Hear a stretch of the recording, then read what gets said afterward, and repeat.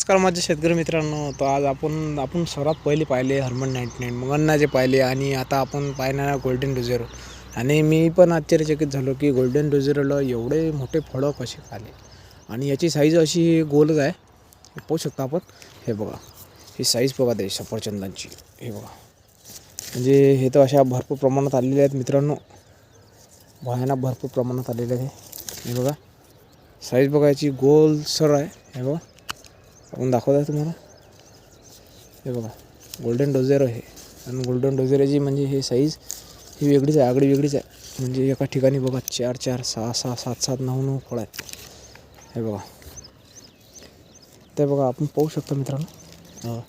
हे बारीक फळं आहेत. याचे मी तोडत आहे कारण की एक खट्टा येऊन नाही राहील मित्र. हे बघा मित्रांनो, काय झालेले आहेत हे फळं.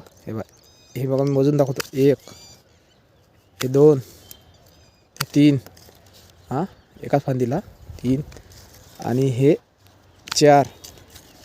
हे बघा, हे झाली 4 एका फांदीला. आणि हे पण बघा याच फांदीला 1, आणि हे 2, आणि खाली आहे हे 3. तर भेटूया पुढच्या आठवड्यात. धन्यवाद.